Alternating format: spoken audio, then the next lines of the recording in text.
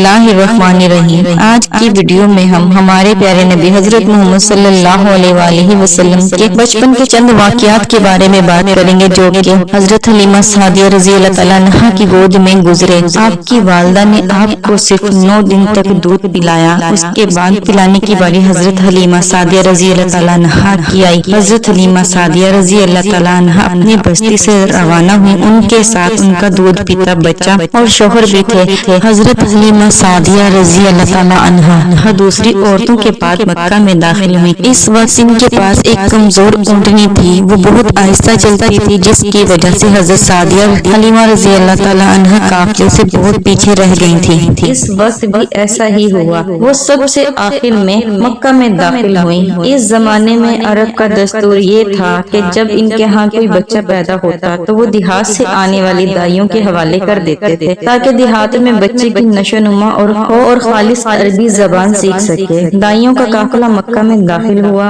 उन्होंने इन घरों की तलाश शुरू की जिनमें बच्चे पैदा हुए थे। इस तरह बहुत सी दाइयां जनाब अब्दुल मुत्तलिब के घर भी आईं। नबी पाक सल्लल्लाहु अलैहि वसल्लम को देखा, लेकिन जब इन्हें मालूम हुआ कि ये बच्चा तो यतीम पैदा हुआ है, तो इस ख्याल से छोड़कर आगे बढ़ गई कि यतीम बच्चे के घराने से इन्हें क्या मिलेगा। इस तरह दाइयां आती रही और जाती रही। किसी ने आपको दूध पिलाना मंजूर ना किया। जब हलीमा सादिया मक्का पहुंची तो उन्हें मालूम हुआ सब औरतों को कोई ना कोई बच्चा मिल गया है। अब सिर्फ वो बगैर बच्चे के रह गई हैं। अब कोई बच्चा बाकी नहीं बचा। हाँ, एक यतीम बच्चा जरूर बाकी है, जिसे दूसरी औरतें छोड़ गई हैं। हलीमा सादिया ने अपने शोहर से कहा, खुदा की कसम मुझे ये बात बहुत नागवार गुजर रही है कि मैं बच्चे के बगैर यहाँ से जाऊँ। दूसरी सब औरतें बच्चे लेकर जाएं, ये मुझे ताने देंगी, इसलिए क्यों ना हम इसी यतीम बच्चे को ले लें। अब्दुल्ला बिन हारिस बोले, कोई हर्ज नहीं है, हो सकता है अल्लाह पाक इस बच्चे के जरिए हमें खैर और बरकत अता फरमाए। चनाचे हजरत हलीमा सादिया रज़ी अल्लाह तआला अन्हा हजरत अब्दुल मुत्तलिब के घर गईं। जनाब अब्दुल मुत्तलिब और हजरत आमना ने इन्हें खुश आमदीद कहा। फिर हजरत आमना इन्हें बच्चे के पास ले आई। आप इस वक्त एक ऊनी चादर में लिपटे हुए थे। वो चादर सफेद रंग की थी। आपके नीचे एक सब्ज रंग का रेशमी कपड़ा था। आप सीधे लेटे हुए थे। आपके सांस की आवाज के साथ मुश्क की सी खुशबू निकल कर फैल रही थी। हलीमा सादिया रज़ी अल्लाह तआला अन्हा आपके हुस्न जमाल को देख कर हैरत ज़दा रह गईं। आप इस वक्त सोए हुए थे। उन्होंने जगाना मुनासिब न समझा,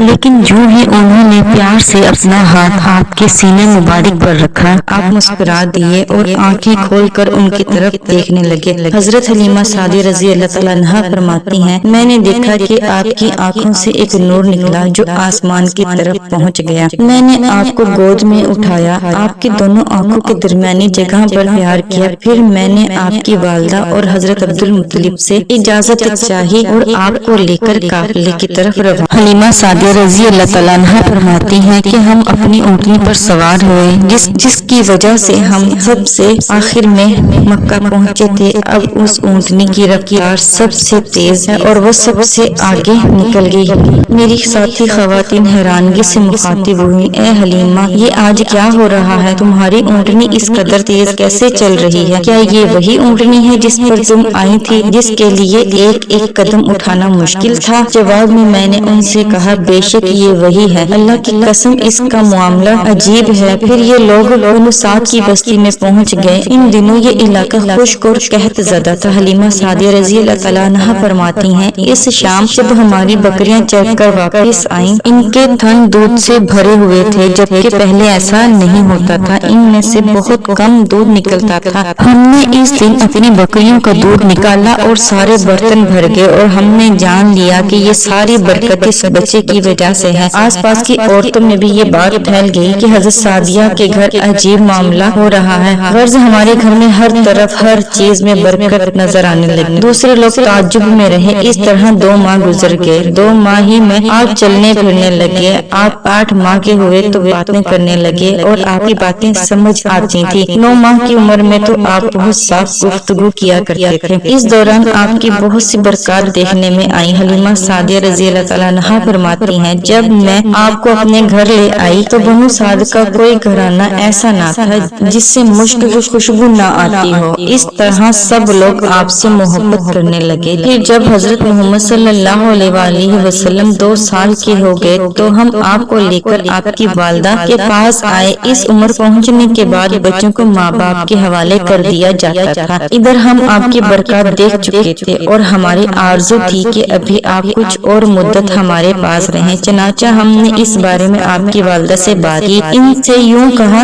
آپ ہمیں اجازت دیجیے کہ ہم بچے کو 1 سال اور اپنے پاس رکھیں۔ میں ڈرتی ہوں کہیں اس پر مکہ کی بیماریوں اور آب و ہوا کا اثر نہ ہو جائے۔ جب ہم نے ان سے بار بار کہا تو حضرت آمنہ مان گئی اور ہم آپ کو پھر اپنے گھر لے آئے۔ جب آپ کچھ بڑے ہو گئے تو باہر نکل کر بچوں کو دیکھتے تھے، وہ آپ کو کھیلتے نظر آتے، آپ ان کے نزدیک نہ جاتے۔ ایک روز آپ نے مجھ سے پوچھا، امی جان کیا بات ہے، دن میں میرے بھائی بہن نظر نہیں آتے، آپ اپنے دودھ شریک بہن بھائیوں کے بارے میں پوچھ رہے تھے۔ حلیمہ سعدیہ رضی اللہ تعالیٰ عنہا فرماتی ہیں، میں نے آپ کو بتایا وہ صبح سویرے بکریاں چرانے جاتے ہیں، شام کے بعد ہی گھر آتے ہیں۔ یہ جان کر آپ نے فرمایا، تب مجھے بھی ان کے ساتھ بھیج دیا کریں۔ اس کے بعد آپ بہن بھائیوں کے ساتھ جانے لگے، آپ خوش جاتے اور واپس آتے۔ ایسے میں ایک دن میرے بچے خوف زدہ انداز میں ڈرتے ہوئے گھر آئے۔ گھر آ کر بولے، امی جان جلدی چلیے ورنہ بھائی محمد صلی اللہ علیہ وآلہ وسلم ختم ہو جائیں گے۔ یہ سن کر ہمارے تو ہوش اڑ گئے۔ دوڑ کر وہاں پہنچے تو ہم نے آپ کو دیکھا،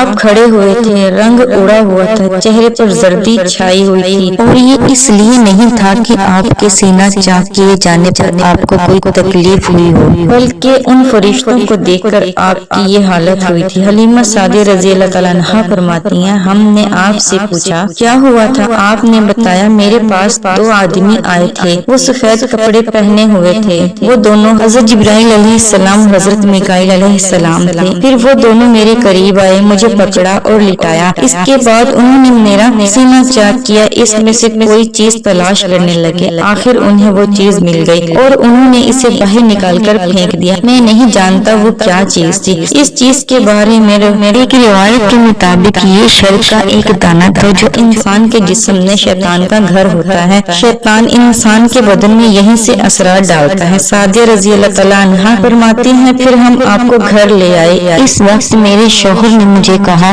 حلیمہ مجھے ڈر ہے کہیں اس بچے کو کوئی نقصان نہ پہنچ جائے، اس لیے اسے اس کے گھر والوں کے پاس پہنچا دو۔ میں نے کہا ٹھیک ہے۔ پھر ہم آپ کو لے کر مکہ کی طرف روانہ ہوئے اور آپ کو آپ کے گھر والوں کے حوالے کر دیا۔